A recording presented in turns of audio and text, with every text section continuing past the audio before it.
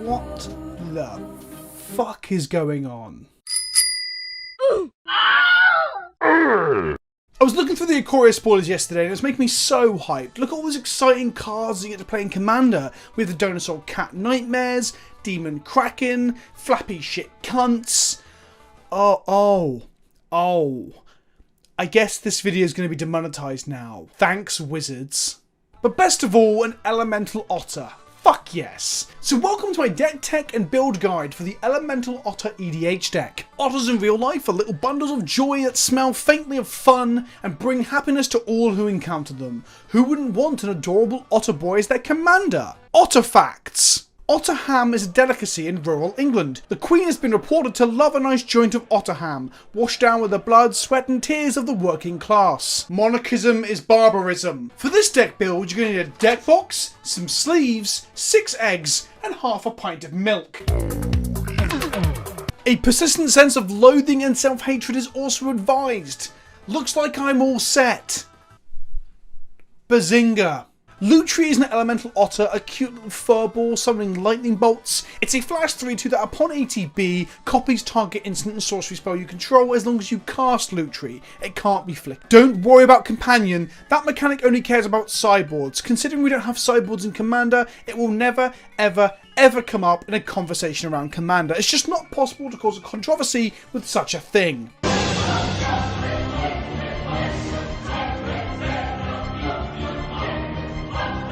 Firstly, he's a legendary creature, so we want to be able to cast him multiple times without command attacks, so we're going to play Caracas, a card that allows you to bounce legendary creatures back to hand. Now there is a small downside to this card, in terms of it being, I don't know, banned in Commander, but I mean, who gives a fuck, right? Rule 0, motherfuckers! So we're probably going to try and build Storm with Lutri, which means we want wheels, cards that allow us to play things from our graveyard, and fast mana. For wheels we have Windfall, Wheel of Fortune, and Time Twister. And even though Time Twister is a piece of power 9, don't worry, it only costs 1,700 euros to buy as of today. It is legal in the format, thank goodness. So if that's legal and not prohibited by cost, and Sol Ring is legal, a higher pick in Vintage Q than most mocks, a lot of the time, why not just run other bits of power? For that reason, we're playing one of each of the Moxen in this Weasel deck. If someone at the table objects, just remind them, Rule 0, bitches! Next up, if we're playing with Sol Ring, Mox, Black Lotus, and I don't know, fuck it, Black Lotus as well, we probably need to double down on this artifact theme, so Tolarian Academy is an auto-include in the deck. Now again, there is the small, minor issue of it being banned in the format, and some people at the table might get upset when they're trying to cast their 9-mana bomb mythic from a set with, you know, procedurally playing just 1 land a turn, but they can't, because you've already turned all their lands into chickens.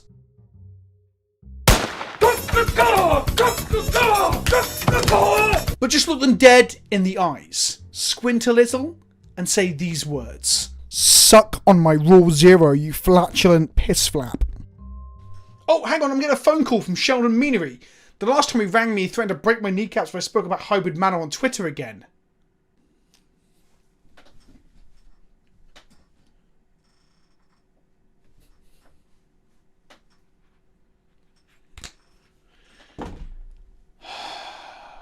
They've banned the Otter in Commander. Rule 0, bitches! So let's talk about Companion, shall we? Companion is the new rule, or the new mechanic from Ikoria, the new set. New. Lots of the word new there. It's an attempt to inject Commander, a little bit of Commander, into your standard or modern or legacy. Basically any 60 card constructed format needs a little bit more Commander. It's super flavorful. If you watch the trailer for Ikoria, we see that Vivian is being helped by a big old cat, her companion if you will, so it mechanically fits the themes of the set. It's similar to, I don't know, having a Pokemon in your Pokeball, or Jade Cocoon, or Monster Hunter. That's how Monster Hunter works, right? A companion creature can be outside of the game and accessible as a castable spell if you meet its companion requirements. In the case of Karuga here, it's as long as you have every card in your deck be 3 CMC or greater. If so, you can stick it in your sideboard slot and it can be cast from there as if it were in your main deck. Some of you might recognise this as a variant of cards like Reno Jackson from Hearthstone, where upon ETB, it checks your deck and you get a bonus for having built your deck in a particular way. Some people have brought up this comparison as if a criticism, where it's more of an observation. Even if inspired by those cards in Hearthstone, who the fuck cares? This isn't a sign of laziness in designs, so stop grasping for straws to find things to criticise Wizards of the Coast and their design teams for. There are plenty of things to criticise Wizards of the Coast for without making shit up. PleasantKenobi says, reprint fetch lands, you cowards! Do you get a pseudo commander in limited? Maybe. Or in standard or in modern. I would hate to see this become the norm, but as a set specific occasional thing, count me in. It's interesting, unique, flavourful, and honestly, props to the design team for implementing this into a physical card game. Of course, with things like this and the other mechanics that I'll talk about in other videos, like the tokens and the morphing and mutating, it does suggest that this whole set is designed to, well, play better with digital than it is physical, because there's a lot of tracking issues and board state complications. There is a concern that you play the hippo and then cheat by having 1 CMC cards in your deck anyway, putting the onus on you, the opponent of that player, to spot this cheating. There has been talk of how judges won't need to deck check this stuff because it wouldn't work, because once you play a 1 CMC spell, the gig is up, your cheat is revealed, and whilst that certainly holds some weight, similar to how someone playing banned cards or illegal cards in the format would get noticed eventually, it doesn't mean people won't try to use this to cheat. I have to say the minor increase in potential case of randos cheating it's a small thing, really. It will cause some small confusions, maybe a mistake here or there where someone, registers a 1 CMC card in their Karuga companion deck, and on the rare occasion, an opportune dick weasel trying to take advantage will cheat with it, but it isn't the epidemic of cheating some are suggesting. These style of cheats already exist within Magic. People can cheat by playing 5 copies of a card, for example, if they wanted to. It's a cheat that uses information contained within the hidden zone that is no different to how these cards work.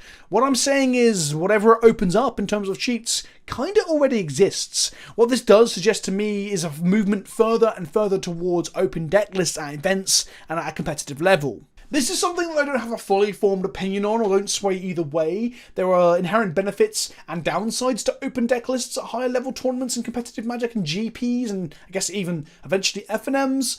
I'm not going to go into it too much in this video, but I just want to say that I don't swing either way on that topic as of time of recording. There's just a lot of benefit, but there's also a lot of negative too. So on topics of controversy and bannings and all that jazz, why all the fuss around the Otter? Well, let's talk about Commander. These cards use a sideboard slot in other formats, right? So in theory, with wishes and wish-like cards like Khan not being a thing in EDH, you simply can't do that in Commander, right? Wrong. There has been an exception made to allow these cards to go in a not your sideboard zone, so kind of like your sub-command zone. It'd be interesting if someone made a podcast called Not Your Sideboard Zone. Now some are pissed off about this because it does seem a little hypocritical. Wishes are not allowed because there's no sideboarding, but an exception will be made for these cards. And I kind of understand, and to an extent I agree with this stance. It is weird. So let me explain my stance a little bit. I like when cards and mechanics can be played as they are, as they were designed, as long as it's within the restrictions of the format. I like that they've made room to make these work, because giving people access to these cards and to the mechanic and to the new hot cool thing is fun, and I'm all for that. The problem being, why is this the exception? Why are wishes not allowed to work like they should with access to some form of wishboard, sideboard space? Why does hybrid mana not work as either in terms of colour identity like it was originally stated to and be designed for? What makes Companion any different to these mechanics in terms of making exceptions to make them work? Now with wishes it's perhaps a power level concern, and it's hard to say whether all wishes and wish-like cards should not be allowed to function as intended for that reason alone. Now what you have to remember within 1v1 that there is an inherent balancing element to how wishes work, because wishes take up the sideboard slots, which means that you have a less versatile game plan post-board 1v1. But in many ways, that's an argument for why wishes shouldn't be an issue in multiplayer, right? Like, the argument is often made that problematic cards in 1v1, like, the infamous Soul Ring, are balanced out by the fact that you're playing a multiplayer format. Surely that argument also works against wishes being all too powerful, because you've got 3 opponents looking to interact and mess up your plans. Also, and this is my biggest sort of argument for why I think wishes should have some sort of application in Commander, is your sideboard doesn't have to be 15 cards.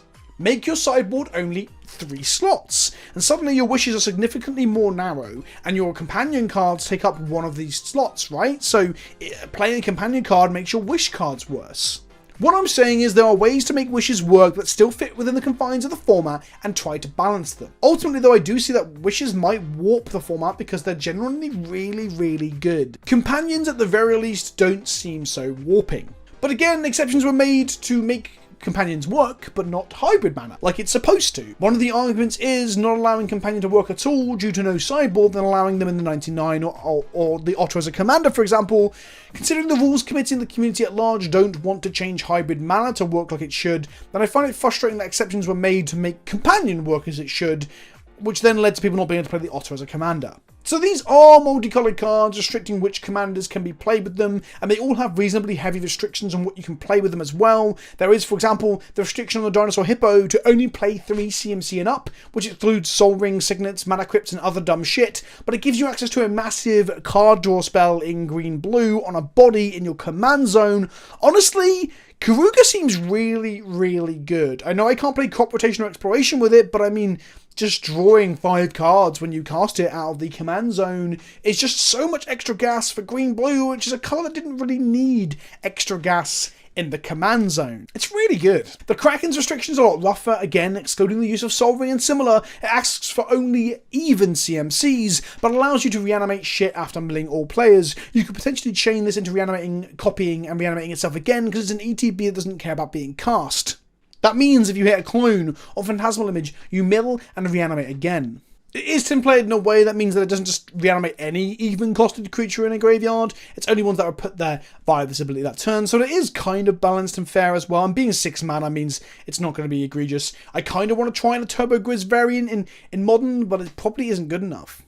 But then we come to the Otter, the one where the downside is automatically met if you aren't playing Persistent Petitioners or 7 Dwarves in your EDH deck. So what this card is a free 8th card in your opening hand that can't be disrupted with hand disruption for every deck that has red or blue in it. That's it. There's no other cost. There's no other requirement. Essentially, every red-blue deck in Commander, every single one from Grixis to Jeskai to straight up red-blue, every single one is now 101 cards and has a 3-2 with flash and an ATB ability in the command zone. I'm going to try and make this very clear. These cards don't count towards your normal 100. It's the 101st card. They're not in your deck. They start in a zone outside the game. The Otter literally has no deck building restrictions within the format. Thusly, it is literally a 3-2 with flash with a moderately decent ETB for no extra cost. Literally every red-blue deck ever will have this in their deck box. In some ways, I kind of wanted to see how expensive it would get before banning, but I'm glad they caught that before people bought this fucking thing and feel bad. There is no reason, barring personal principle, not to play this in your deck. This is why it was banned. Now, some people are comparing this to Soul Ring and other staples, but it's important to note that those cards are in your 100 and you have to fucking draw them. They aren't available in your opening hand, only in blue-red decks. This card gives you, for free, for no cost of deck building, the ability to have a flash threat in your command zone with an ability to copy spells. For free. For no fucking cost. None. Nada. Absolutely zero. Many people are mad about the banning, and I'm kind of concerned. People are right, it's a relatively worse dualcaster mage, but it sits in your command zone and costs you nothing to include, to reiterate for like 15,000 fucking time. People are comparing it to partner commanders, which in themselves are part of your 100, and require you to play another partner in order to play them. The funny thing is, this can be played alongside your partners if you're in red-blue. Now you have 3 commanders. Just one of them is available to you simply because you chose blue-red. It's not a power level of the card inherent concern, this is a fundamental breaking of how Magic works, and giving the advantage to literally one colour pairing in the entire format. The banning is 100% justified, and if you can't see that, I'm genuinely shocked. Now, there are other reasons people were pissed off. It's a cute otter, right? People want to play with a cute otter. When I found out there's an Elemental Otter in the set from Marrow's teaser post before the spoilers, I was excited to see the otter. And now the otter's not playable in Commander. I get it.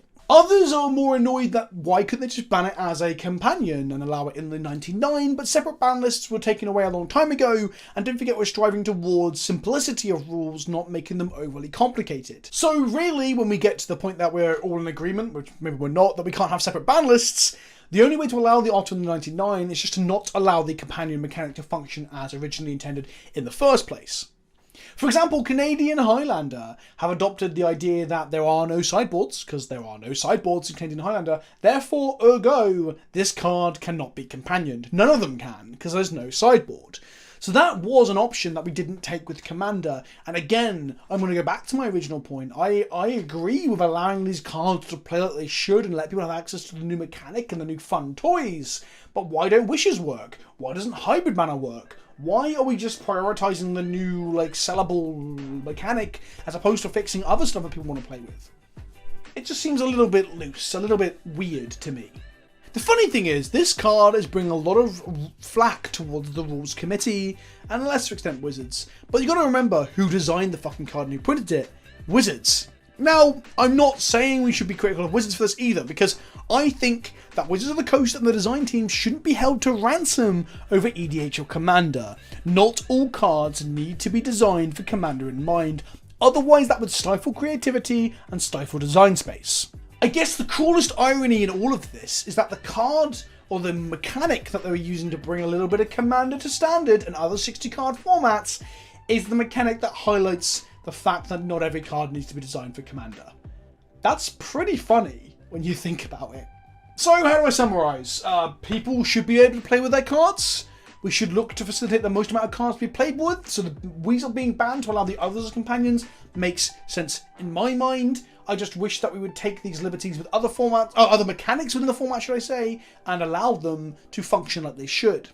But remember, folks, if you want to play the Weasel in your 100 or as your Commander, there is a way to do it. If you want to play a Yu-Gi-Oh card in your 100, if you want to change the turn-based system of Magic into some sort of real-time combat system like in the Final Fantasy VII Remake, not that anyone would want to do that, you can, with Rule 0. That's a joke, by the way. Rule 0 isn't a crutch to dismiss conversation, discussion, or criticism. Fuck Rule 0. I've been Vince, also known as PleasantKenobi on the internet. I hope you've enjoyed this video. I hope it's been at least entertaining and insightful. Let me know what you think about the Otter ban in the comment section below. Although every time I ask Commander players to chime in on this stuff, it makes my fucking brain melt. So maybe just comment with, like, how beautiful I am. Maybe that's the answer. Hit the like button, drop us a comment, subscribe if you haven't already. Check out the new t-shirts that are available over on the link in the description below. It says, PleasantKenobi says, reprint fetch lands, you cowards! The cowards here being Wizards of the Coast. And until next time, ta-ta for now.